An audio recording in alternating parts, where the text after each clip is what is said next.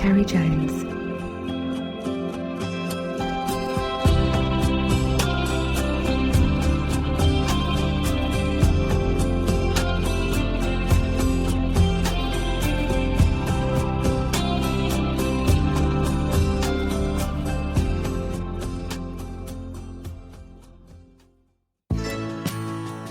Hi guys, and welcome to this week's podcast.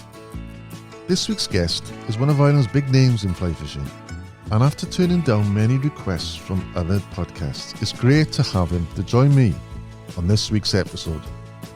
Just listening to him, it's easy to see he is so passionate about our sport. He hails from Belfast and talks about how he got into fly fishing, for the 6 Mile River and its dollaghan, his love for Sheelin and Lough Erne. Plus he goes on to talk about his upcoming event, the Irish Fly Fair, and what's in store next month at this brand new venue. Welcome to my chat with Stevie Munn.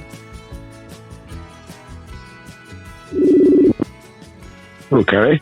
Hello Stevie, how are you doing? I'm not so bad, how are you? Do you think we're going to need an interpreter tonight? Perhaps, mate, perhaps, you know. After talking to you earlier on in the week, I think I wanted to slow you down a little bit. You were like a bit fast for me, and I understand more, you know. I know, well, actually, that's what I was saying to one of my friends today. I was saying when I'm working away from home, I sort of speak a lot slower, but when I'm at home, I'm on my own head, you know. Yeah. So we all speak quite fast over here.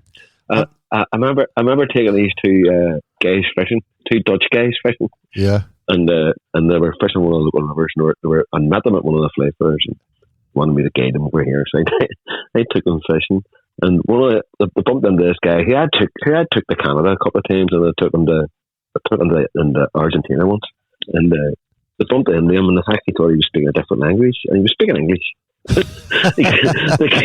they came over to me and they goes, Stevie, we met a man up the river and he is speaking a totally different language. And I know who he was, and he's called Rob, and I was going, he speaks like a piano.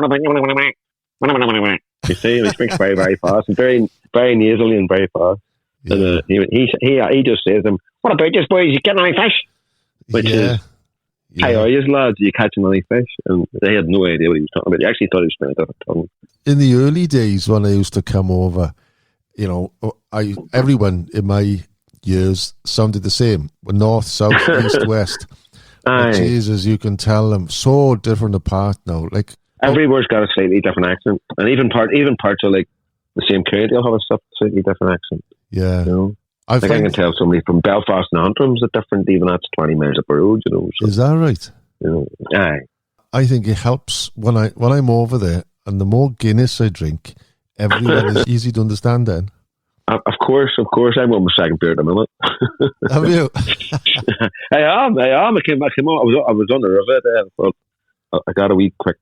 I got like an hour and a half fishing. Did you? And, I did. I went fishing today for an hour and a half. But the river was a bit high, and I got an hour and a half, and I swung some flies. I hooked a couple of trout.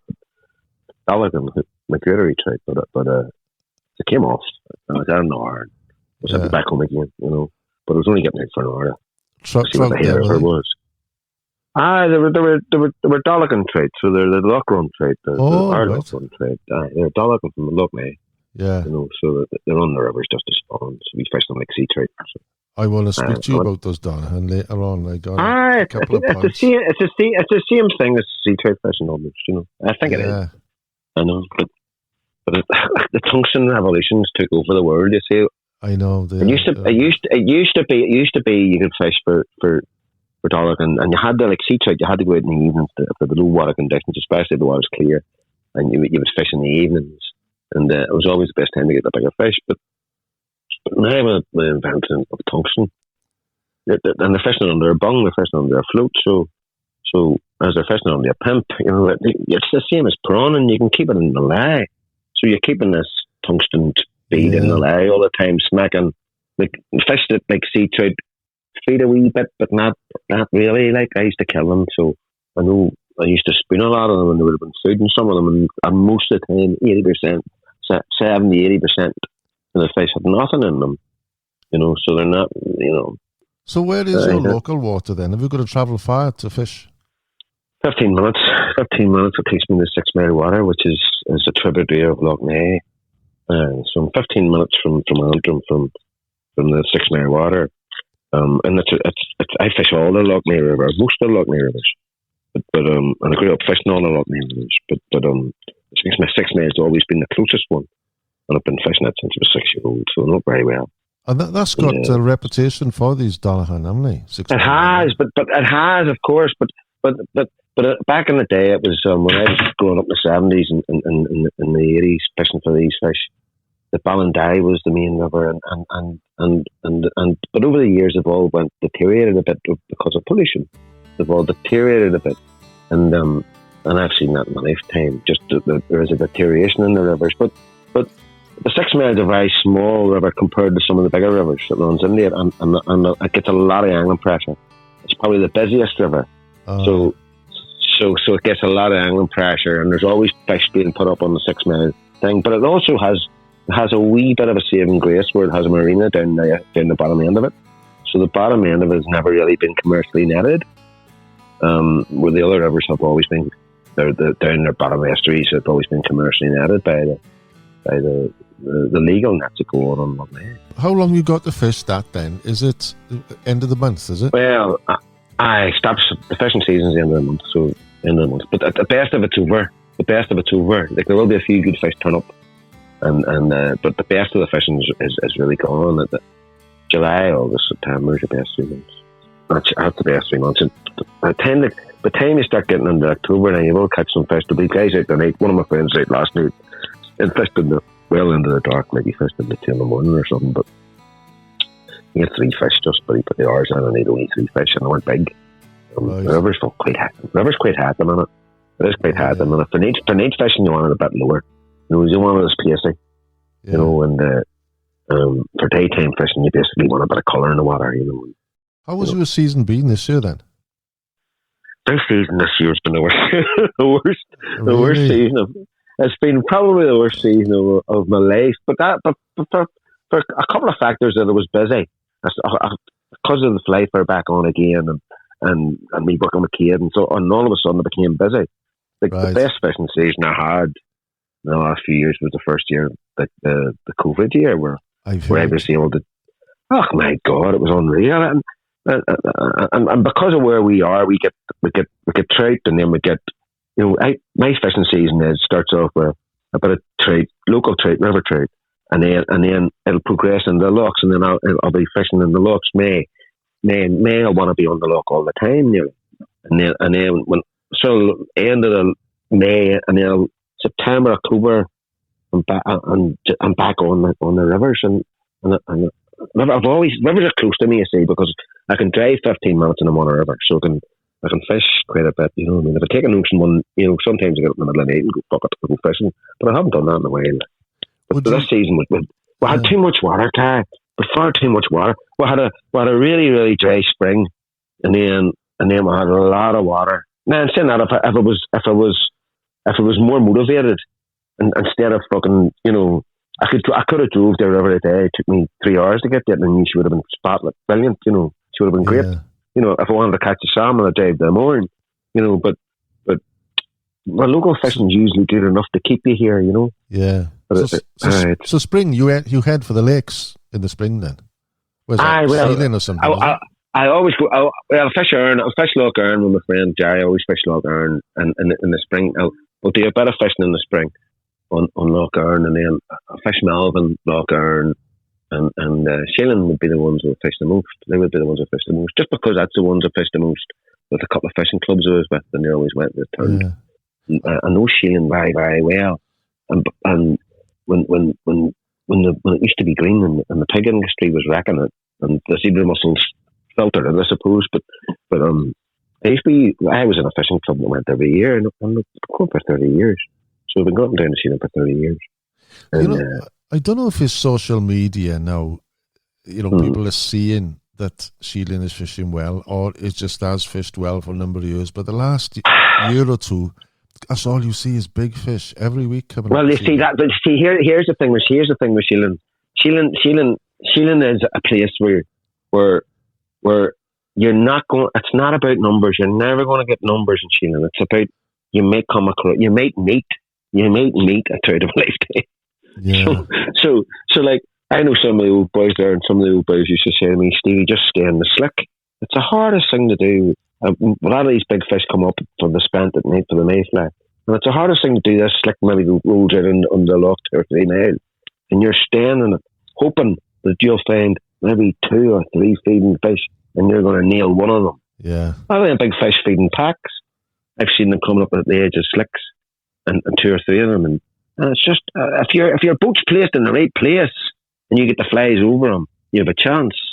But it's, you have to stay in your slick. And there's that much boat traffic now in Sheelin. That's almost the secret, is to stay in your slick. Eventually you'll drift away from everybody else who's completely, we can't take this for another 40 minutes. Because it's a really patient game as the neat fish, as the spent fishing in the lakes of Sheelin. But like, I can remember most of the fish I've caught in Sheelin, and I can remember being destroyed by a fish in Sheelin. And you know, there's not too many fish completely wreck you. I was wrecked by a fish in Sheelin. It was huge, a really big fish. Yeah. I remember it when I remember it like the back of I remember it was getting destroyed by this trout, and I was up fishing Church Island with a friend of mine, Bobby Brands, and Bobby's a great angler. Bobby's a great angler from this part of the world. He's a great angler, good salmon angler, a good trout angler. He's a good fish catcher. He thinks he's the best fish catcher in the world, so that makes him the best fish catcher in the world. You know. Yeah. And anyway, Bobby's I'm in the boat with my mate. We're up around Church Island. The spant wasn't falling. It was a bit cold. It was a bit cold this night. And Bobby says to me, I seen fish feeding along Bog Bay, and I says, Bobby, you sure they weren't coarse fish? He says, no, they weren't coarse fish. I've seen them fishing, they're taking butter. He says, okay. I says, well, this spant's not falling. He says, come on, the fuck, it's going to be no use. We went down in this Bog Bay, and he pushed the boat in this position, and it was just drifting out slowly, a wee corduroy ripple. And on the edge of the ripple, I could see the odd fish feeding. Yeah. At that time, I still thought they were like roach and maybe bream or some coarse fish anyway. And I threw my flies out of them. I remember biting the flies off and tying all these 2 wee scruffy buzzery things. And I fished them, and I threw them out in a slow bigger bait. Next thing, this thing stopped me. Well, I fished a trout about 2 pounds. So probably they are trout. Put that fish back. Nice enough trout, whole happy. See the next fish I had? And it stopped me, and my rod took a big 3 or 4 dips. And this thing put its head up in the air and started shaking its head. It didn't even run. Wow. and the Maxima broke. I was using the 8 pound Maxima green, heavy like. I love that stuff. Mate, I've been fishing it for years. I went away from. I was going to throw carbons and this and that and this and that. When I'm on the locks, Maxima's green's as good as any. You know, it's a proof. You could pull but a of course you could, but when you put it on one of them things, it breaks and measures it. You know, 4 pound breaks at about 6 pound. You know, it's. I don't think it's true that it's breaking strength. You know, I think that's needed to deploy. You know, it's exciting, man, when they coming up like that. You see, mate. Do you know what? It's hard to make stuff. Last year was the first time I experienced a shoal of big trout, and that was on Corrib. It was early one morning on the Canis.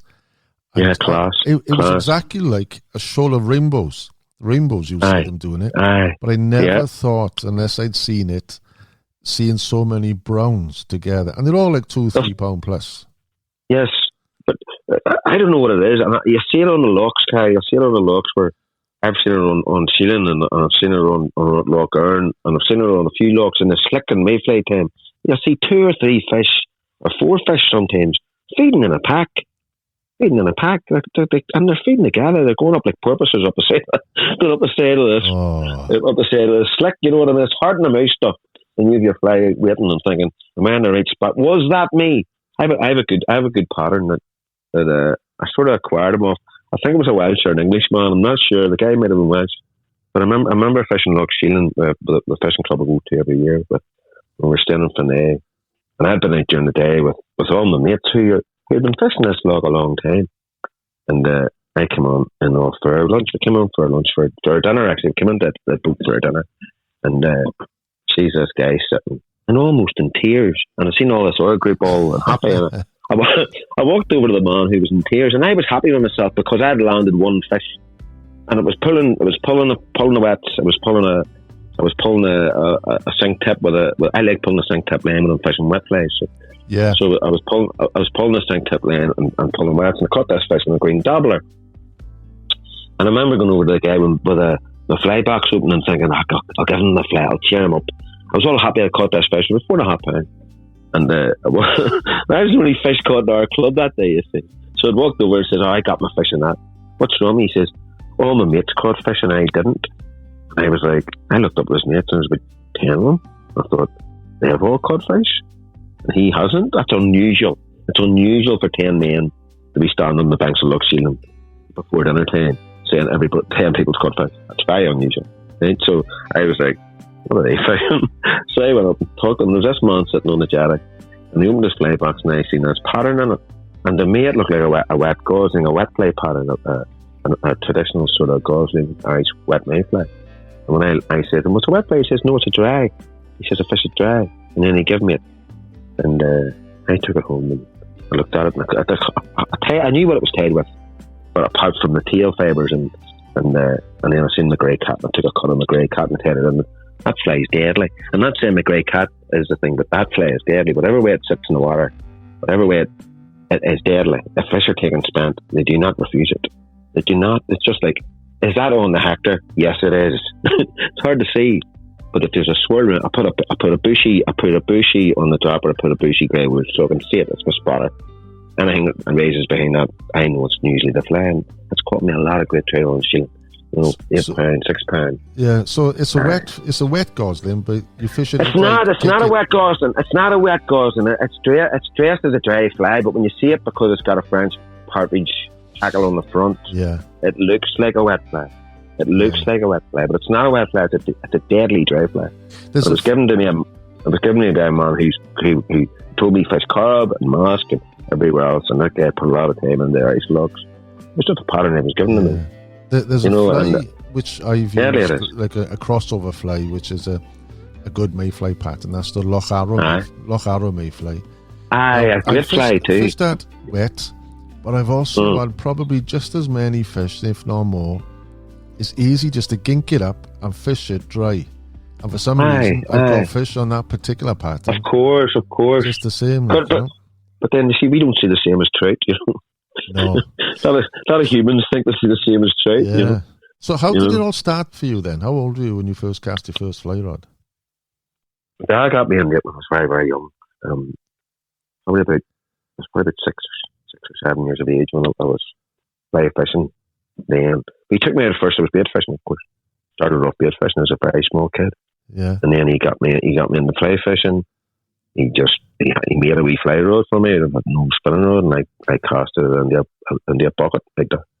I was very, very young. My father wouldn't let me go fishing until I could get the bit of wool into the bucket. I was allowed to bait fish when I was but he wouldn't let me go fishing. Still trying now.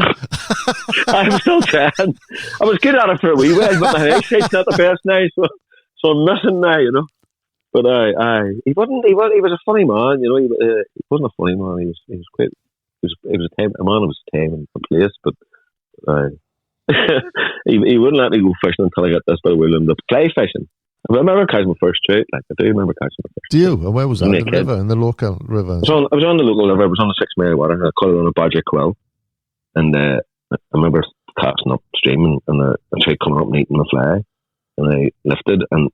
I remember lifting and falling backwards and we could call it over here splackling, but I fell all over the place and pulled the trout up and killed it. In them days, you killed your fish and eat them, and killed it and showed it. I remember catching it. I remember seeing the fish and just killing it.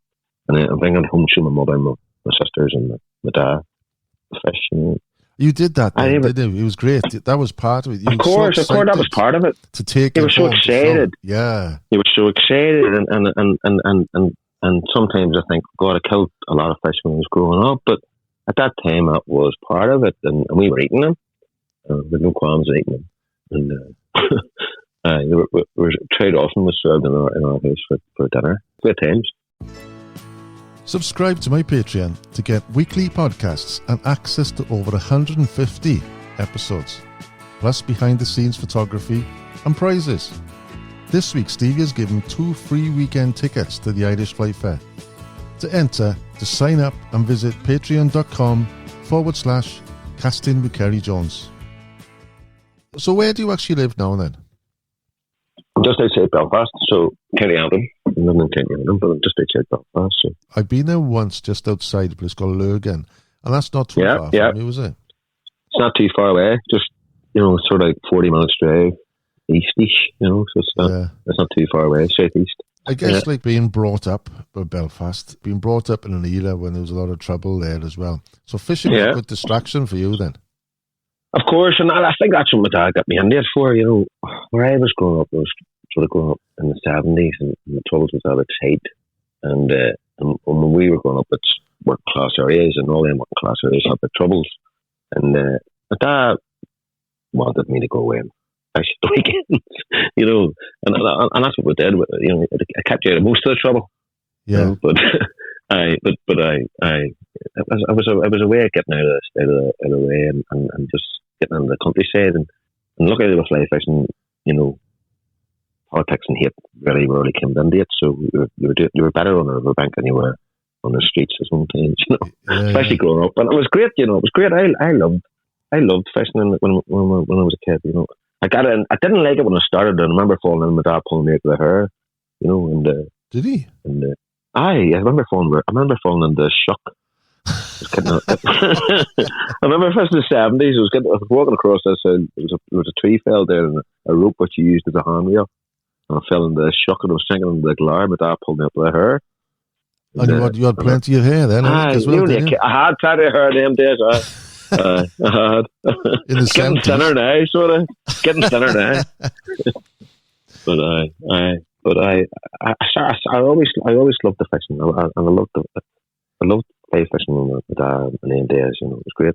But you were a lot of more freedom then. You just let you roam the river where you go. Yeah. You weren't really chaperoned. You were set free more than chaperoned. Did he get you into tying flies as well? My dad was tying all his own flies, and he used to keep a wee record of flies that he caught fish on and stuff, and I still got it. And something barrel pan. And I remember watching my dad tie flies from the age. He always tied flies. I still got his fly tying cabinet here. A vase that he made when he was working on the shipyard a long time ago. So, it's nice to keep that. Do you use it? It is. Every now and again, I've got to know. My dad was an interesting character. I've an old rod that was made out of a Second World War tank area as well, that we fly fished and bait fished.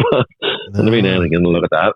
Every now and again I look at that and think, Jesus, we fished that, and it's made of a tank area. It's steel. Yeah. Well, funny enough, last week on my last podcast, actually, something we wanted to do for a long time. My very first fly rod, which I actually built. When I was 12, and I've still got it, and it's hung on the wall. And this week, or last week rather, I used it as well again, and I bought a rimfire reel because my reel was knackered, and I used it this week again now, and it was weird cast into it. It felt like I had an 8-ounce lead on the tip, but it still works just the same, And it's nice. Of course, and I caught on it, That's why I like old patterns. Like years ago, I used to do a bit of research on old patterns because I was writing for a few magazines back in the day, and I sort of like old patterns because the history goes with them. I like the history of fly fishing. Fly fishing it's a lot of things to different people. I actually like the history of it. And sometimes it's nice to go back the way your roots were. Just go back to basics and fish. A bit more simpler. I love dry fly fishing because of that. Though. I like dry fly fishing because it's just what I'd done when I was young. It was a thing I did a lot of when I was young, and it doesn't matter about size a lot of the time. It's sometimes just being there and what way you catch the fish. Sometimes. Are you more of a riverman than a lake? I grew up fishing rivers, and because of where we are, geographically where we are, we're beside the sea, and we're also beside a lot of rivers that run in the Lough. Lough Neagh was never fished really from a boat the way you would fish in Corrib or Sheelin or Master or anywhere else. It's commercially fished a bit. It's never really fished in a boat. There has been a few done it, and I've tried it myself, and with limited success. But there has been a few done it, but it has problems, Lough Neagh. It's one all over the news at the moment. But so this part of the world, everybody would really be, if they're in the fly fishing, in them days, if you grew up in the 70s, this is before still waters as well. Remember, no rainbow fisheries in them days. Yeah, very few. So around here, you would have grew up, and if your dad's in the fly fishing, you would have been traditionally a river man. You'd have been a river fly fishing. Yeah. But when I got older, I got really into wanting to fish lochs. So then when I was in my 20s, I got really into wanting to fish lochs when I was in my 20s. But I'd already been fishing since a kid, so by the time I got into my 20s, I was like, but I started fishing competition fishing then to get fishing lochs. Yeah. Because I didn't have a car, I had a motorbike, and used to drive a motorbike to all the rivers. But when you were going to drive from here to Lough Corrib or from here to Lough Erne, and you better be a car. So I used to go with all these boys. The thing, it was great, and I love loch fishing. I love loch fishing, and if I had been away, I'd probably live beside a loch or had a nice river running under it. So I'd have the best of both worlds, you know. I think I haven't done any competition fishing for a number of years now, but I stopped it myself. Next year I plan to have the whole season. They did plan it this year, but I just had a couple of months. But next year I want to fish from May through to September there, if all works out.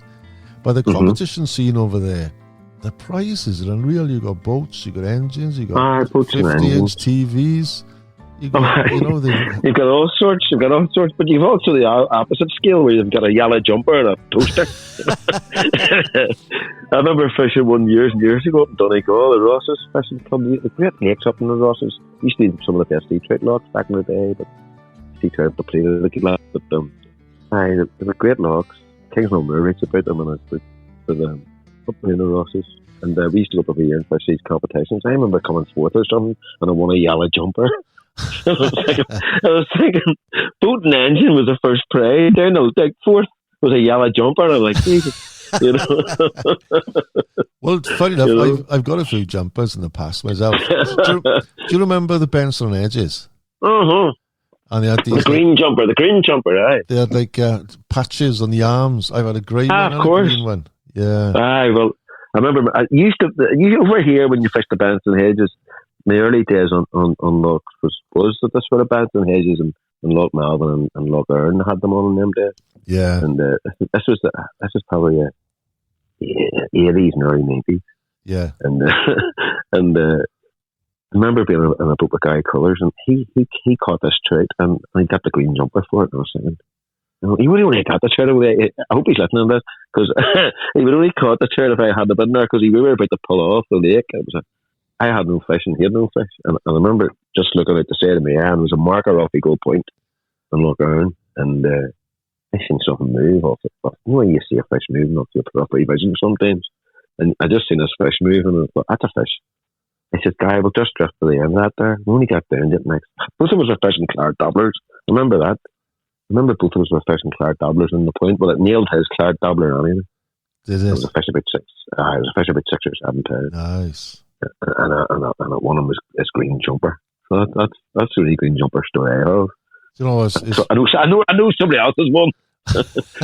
It's coming back now, because I remember I had two, I had a green one and a grey one, and I had to throw them both out after a time, because what I used to do, I used to put flies in them on my chest. Of course, a lot of people did 10 years ago. Then I used to put flies in the jumper. There used to be a Gilly Lough Sheelin, and he had a great jumper. He's dead now. God love him. But what was his name? Dennis O'Keefe. Yeah. Dennis O'Keefe had a beautiful white clinker boat in them days. And back in the day, me and my friend Jackie Chase, he's dead now too. We were partner too. And him, we used to watch it for Dennis. And if I seen where Dennis was, we'd have been drifting not too far behind him. You know what I mean? Yeah. He knew the look well, but he had a jumper full of flies. Big brown man. Yeah. Great man, great character he was too. Yeah. Great character. You get great characters on the lochs. You do. I love chatting to him. You can speak. There's nothing better than just sit in a pub after a day's fishing and talking to these characters. Listen to them for hours. 100%. That's. I think that's part of it, and I think that's part of the Lough scene in Ireland. It is. Like, there's nothing better sometimes than putting the boat on, lighting a fire, and getting the kettle going, and getting a few lads around, a couple of beers or whatever, and having a bit of a chat. Because lough fishing can be really hard. I find lough fishing the most challenging of all the fly fishing. And I do, like, that's the truth. And I love my lough fishing. Like, I do love it. Yeah, you can. But my local fishing's rivers. But I love lough fishing. I love lough fishing. Yeah. You used to tie flies commercially, you were saying, as well, in the early days, didn't you? You don't do it now, though, no? I did when I was first trying to make a living on fly fishing. And I started off tying flies and selling them at the shops and all sorts. But I got it a little bit too. I remember I'd done an article, and Triton Salmon came over, and I was doing a thing on Lough Erne at the time, and Sonny Lavin came over, and we'd done an article and caught a couple of trout anyway on this gosling wet fly that I used to tie, and I had the audacity to flip and name it after myself. I wasn't even thinking of doing that now. It's the way you do. It was just a gosling. The way I dressed it, we had a bit of deer hair in it, a bit of orange in it. I thought it worked well in a top dropper, and sure it did. We caught a lot of fish. Next thing, I put it in Triton Salmon. Next thing, a couple of Germans fished Lough Erne, and asked. It was Ballina, I think, or England Centre. They were only up to look for they were looking for 60 dozen flies. 60 dozen. I tied 60 dozen. I tied the 60 dozen, and after I tied them 60 dozen, I didn't want to handle a fly for years. It's enough to turn you off it. No, I just burnt myself out. I just got pissed off on flies, and I would do it for some guys. I was taking regular orders every year. Last year, I got a bit of arthritis in my hands, and I started thinking, I'm not going to tie flies anymore for people.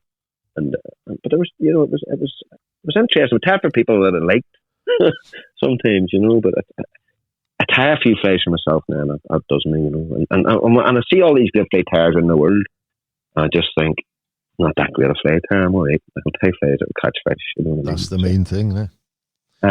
That's the main thing for me. It's funny you mentioned the gosling twice now, and I remember when we spoke last, you mentioned you fished arrow, and you come across a gosling as well. It must be a fly you've done. Well, it's a lot of the wet Irish maize. They're gosling. They're variants of the gosling.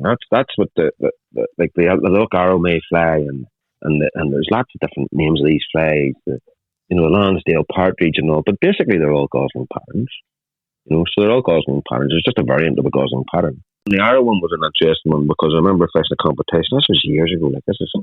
We're going way back in the 1980s here. And the first time I fished arrow, and arrow's a beautiful loch. And I remember going down, and all my friends were going out in this fishing competition. I went with them, and I went down anyway, and they all went out fishing. And I was sitting waiting on the guy whose boat. He was late for the bloody thing. Anyway, I arrived anyway. He was about like myself, long hair and a beard, and big music.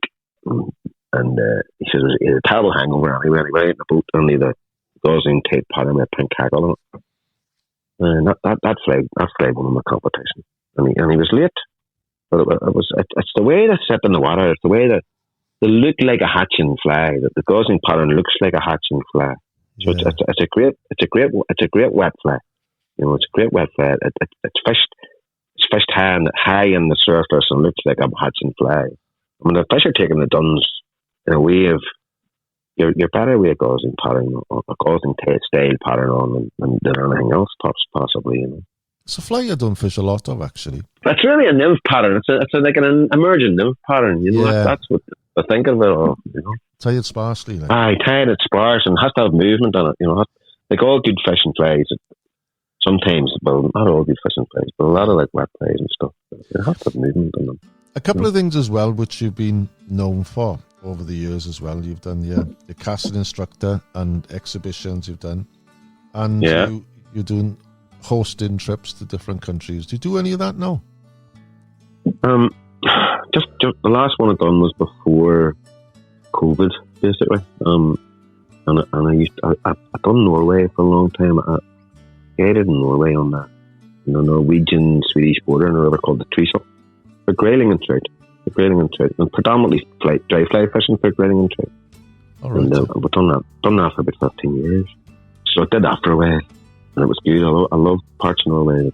I also done Canada for a while. I guided in Canada for a while, hosted trips for a while, and steelhead stuff and Pacific stuff.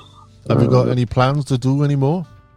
I have, and I'm very tempted to do Iceland again. I've done Iceland, and I'm very tempted to do Iceland again. When friendly and Gordon does it again, he wouldn't mind me doing it with him again. That's the guy does the salmon roads, the cadence. Yeah. And he was wanting to do a few things again. So, there's a few things I would like to do again. There's certainly places I've been I would like to go back to. I'd love to go back to Iceland. I've been there twice, years ago, for the trout and the sea trout. Class. But class. It's there's more fish than water there. It's unbelievable. Of course, it's class. It's class place. Class place. There's certain places I've been. I think I would hate to think would never be back to. You know, there's a river called the Gluma. And it's a stretch of water. Just it's like almost perfect. It's beautiful. You know, it's just beautiful, and it's just a funnel of food in this beautiful pristine river. I'd love to go back and fish the Gluma again on the stretch. It's a famous stretch. There's a lot of sort of Europeans that fish the Gluma. You know, they'd go up and fish the Gluma a lot for grayling. It's a grayling river predominantly, but every now and again you catch a crack and trade on. Well, this is on in Norway, but nearly Sweden. You're in the Swedish border. They've got great rivers there for trading grayling. Done Sweden, many times. But I've never had anything memorable fish size wise. You know. But you see here, but a lot of people go to Norway and Sweden and think that they're going to get a big fish. You know, I had a 4 pound brown trout in the Gloma. Now, a 4 pound brown trout there is an exceptional fish. It's an exceptional fish, but it's not an exceptional fish in Iceland or even here with our local fish, you know. Yeah. So, you know, you have to remember a lot of these rivers up there are frozen solid in the winter, you know, and they've got a short window where they can feed, and a lot of trout up there turn cannibal very quick, you know. So, you know, they don't get as big as people want them to get. That's a problem. Lovely but place. They're still great fishing. Great place. I love it. But over the years, I'm looking at your profile before we chatted as well, and I've seen you been associated with like Hardy's, Partridge, and Marriott rods. But now you're with Cadence. I pronounced that right. You have pronounced it right. What's the story with that then? Ian Gordon rang me up one day. I was with Gayline at the time. Gayline's a good company. I was very happy with them. But I was with them for about 2.5, 3 years. Ian rang me up, and he was with Hardy's doing the double-handed stuff. And I'd worked for Hardy's for a few years, doing demonstrations and stuff with them. I was in their Hardy Academy thing they had for a while, and then I was with them for a few years, doing casting demonstrations for them a lot.